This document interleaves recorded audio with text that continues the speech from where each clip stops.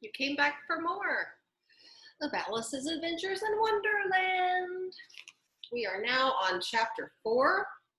Chapter 4 is The Rabbit Sends in a Little Bill. So if you remember, Alice was hearing some pitter-pattering and was unsure what it was.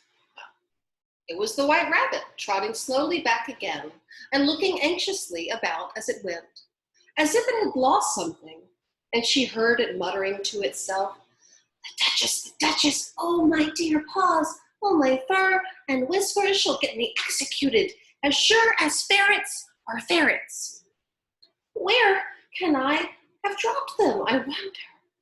Alice guessed in a moment that it was looking for the fan and the pair of white kid gloves, and she very good-naturedly began hunting about for them, but they were nowhere to be seen.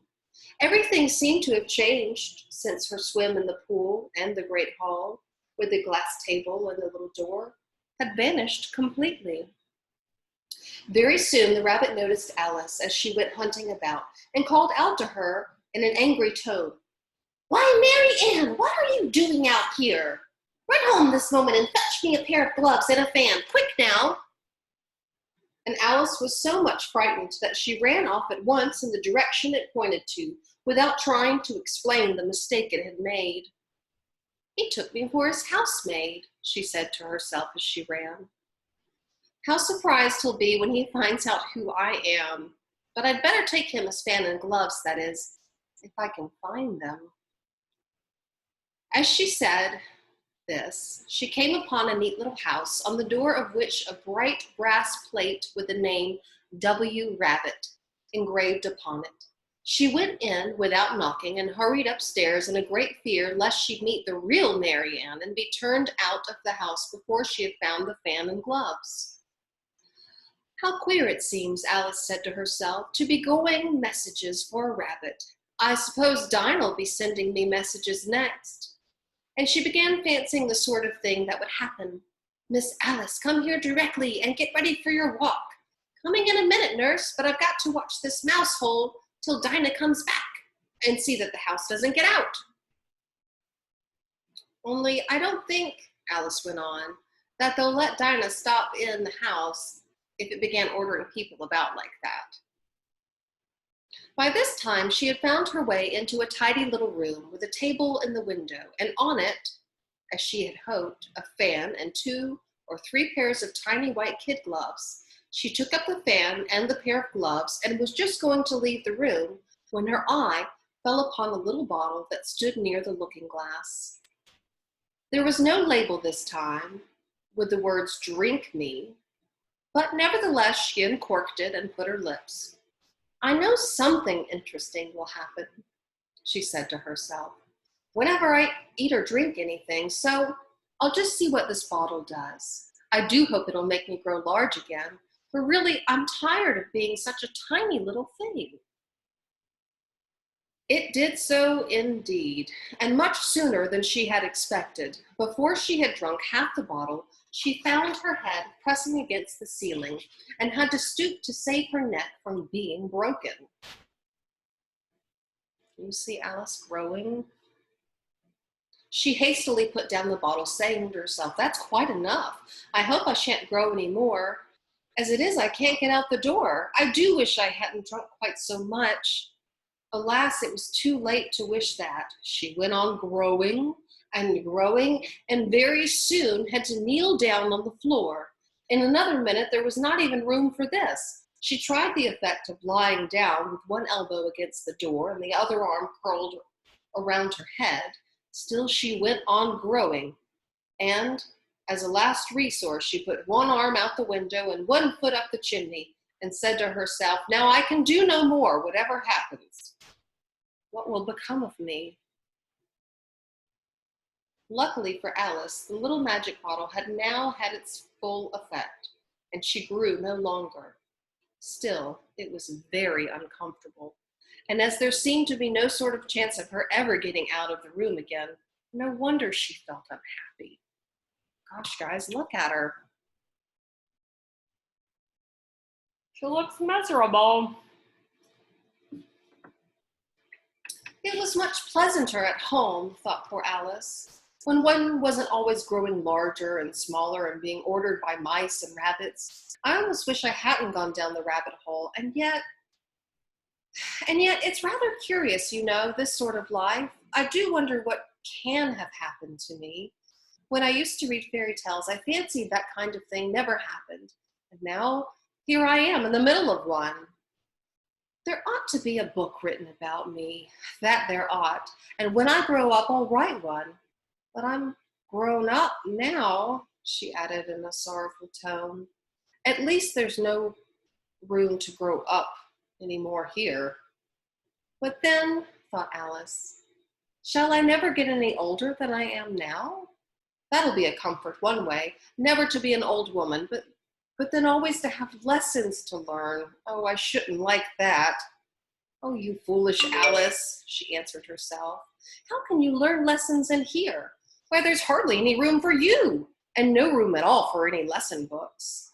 And so she went on, taking first one side and then the other, and making quite a conversation of it all together. But after a few minutes, she heard a voice outside and stopped and listened. Marianne, said the voice, fetch me my gloves this moment. Then came a little pattering of feet on the stairs. Alice knew it was the rabbit coming to look for her, and she trembled. She shook the house, quite forgetting that she was now about 1,000 times as large as the rabbit, and had no reason to be afraid. Presently, the rabbit came up to the door and tried to open it, but as the door opened inwards and Alice's elbow was pressed hard against it, that attempt proved a failure. Alice heard it say to itself, "Then I'll go around and get in at the window." That you won't, thought Alice, and after waiting till she fancied she heard the rabbit just under the window, she suddenly spread out her hand and made a snatch in the air. She did not get a hold of anything, but she heard a little shriek and a fall and a crash of broken glass, from which she concluded that it was just possible that it had fallen into a cucumber frame or something of the sort. So a cucumber frame is like, actually, if you look in the picture here, see, look, there's like a little frame here with a window. It's actually a garden box. Remember our garden at school? It's very similar, except it has glass over top of it to protect it. Let's see, where did we go? Cucumber frame. Next came an angry voice, the rabbit's. Pat, where are you? And then a voice she had never heard before. Sure then, I'm here, digging for apples, Your Honor. Digging for apples indeed, said the rabbit angrily. Here, come and help me out of this. Sounds of more broken glass. Now tell me, Pat, what's that in the window? Sure, it's an arm, Your Honor. He pronounced it it's an An arm, you goose. Whoever saw one that size? Why, it fills the whole window. Sure it does, Your Honor, but it's an arm for all that. Well, it's got no business here. At any rate, go and take it away. There was a long silence after this, and Alice could only hear whispers now and then, such as, Sure, I don't like it, Your Honor, at all. Do as I tell you, you coward. And at last she spread out her hand again and made another snatch in the air. This time there were 2 little shrieks and more sounds of broken glass. What a number of cucumber frames there must be, thought Alice. I wonder what they'll do next. As for pulling me out of the window, I only wish they could. I'm sure I don't want to stay in here any longer. She waited for some time without hearing anything more. At last came a rumbling of little carts and the sounds of a good many voices all talking together. She made out the words. Look how big Alice's hand is. Sorry. All right, let's check out these voices. What's happening here?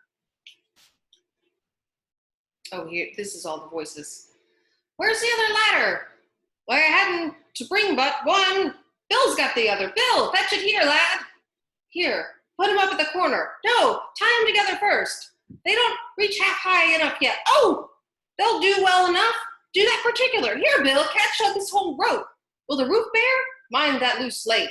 Oh, it's coming down, heads below! A loud crash. Now who did that? It was Bill! Who's to go down the chimney? Nay, I shan't. You do it. That I won't then. Bill's to go down. Here, Bill. The master says you're to go down the chimney. Oh, so Bill's to come down the chimney, Nancy, said Alice to herself.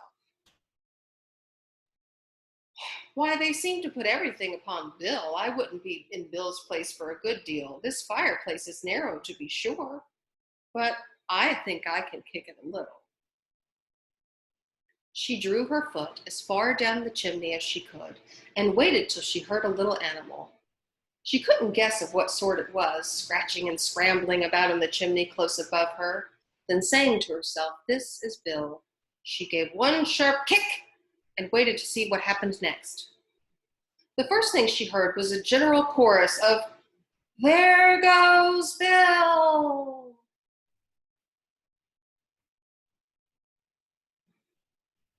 Then the rabbit's voice alone, "Catch him, you by the hedge!" Then silence, and then another confusion of voices. "Hold up his head!" "Brandy now, don't choke him!" "How was it, old fellow? What happened to you? Tell us about it." Last came a little feeble squeaking voice. That's Bill, thought Alice. "Well, I hardly know. No more, thank ye. I'm better now. But I'm a deal too flustered to tell you. All I know is something comes at me like a jack-in-the-box, and up I goes like a skyrocket." "So you did, old fellow," said the others. "We must burn the house down," says the rabbit's voice, and Alice called out as loud as she could, "If you do, I'll set Dinah at you." There was a dead silence instantly, and Alice thought to herself, "I wonder what they will do next. If they had any sense, they'd take the roof off." After a minute or two, they began moving about again, and Alice heard the rabbit say, "A barrowful will do, to begin with." A barrow full of what? Thought Alice. But she had not long to doubt, for the next moment a shower of little pebbles came rattling in at the window, and some of them hit her in the face. "I'll put a stop to this," she said to herself, and shouted out, "You'd better not do that again," which produced another dead silence. Alice noticed with some surprise what the pebbles were. Hold on, first we need to notice Bill here. Here's Bill. You see Bill? He's going out that chimney real fast. She must have given him a kicking. Poor Bill. The stones were turning into little cakes as they lay on the floor, and the bright idea came into her head. Can you guess? If I eat one of these cakes, she thought, it's sure to make some change in my size. And as it can't possibly make me larger, it must make me smaller, I suppose. So she swallowed one of the cakes and was delighted to find that she began shrinking directly. As soon as she was small enough to get through the door, she ran out of the house and found a crowd of little animals and birds waiting outside. The poor little lizard Bill was in the middle, being held up by 2 guinea pigs who were giving it something out of a bottle. They all made a rush at Alice, and at the moment she appeared, but she ran off as hard as she could and soon found herself safe in a thick wood. "The first thing I've got to do," said Alice to herself as she wandered about in the wood, "is to grow to my right size again. And the second thing is to find my way into that lovely garden. I think that will be the best plan." It sounded an excellent plan, no doubt, and very neatly and simply arranged. The only difficulty was that she had not the smallest idea how to set about it. And while she was peering about anxiously among the trees, a little sharp bark just over her head made her look up in a great hurry. An enormous puppy was looking down at her with large, round eyes and feebly scratching out one paw, trying to touch her. "Poor little thing," said Alice in a coaxing tone, and she tried hard to whistle to it, but she was terribly frightened all at the same time and thought that it might be hungry, in which case it would very likely to eat her up in spite of all her coaxing.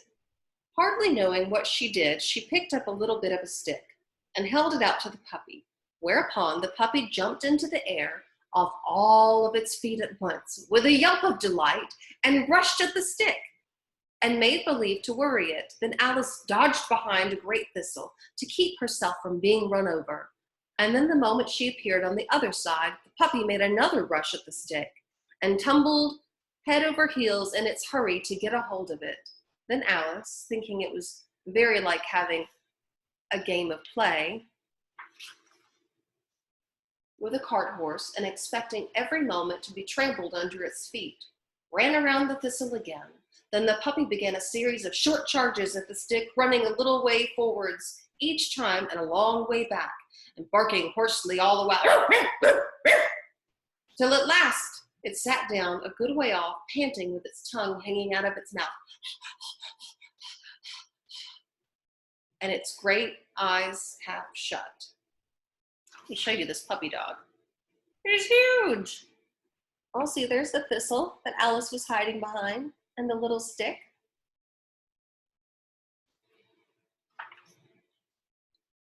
This seemed to Alice a good opportunity for making her escape. So she set off at once and ran till she was quite tired and out of breath, until the puppy's bark sounded quite faint in the distance. And yet what a dear little puppy it was, said Alice, as she leaned against a buttercup to rest herself and fanned herself with one of the leaves. I should have liked teaching it tricks very much. If I'd only been the right size to do it. Oh dear, I'd nearly forgotten. I've got to grow up again. Let me see. How is it to be managed? I suppose I ought to eat or drink something or other. But the great question is, what? The great question certainly was what. Alice looked all around her at the flowers and the blades of grass, but she did not see anything that looked like the right thing to eat or drink under the circumstances. There was a large mushroom growing near her, about the same height as herself, and when she had looked under it, and on both sides of it, and behind it, it occurred to her that she might as well look and see what was on top of it.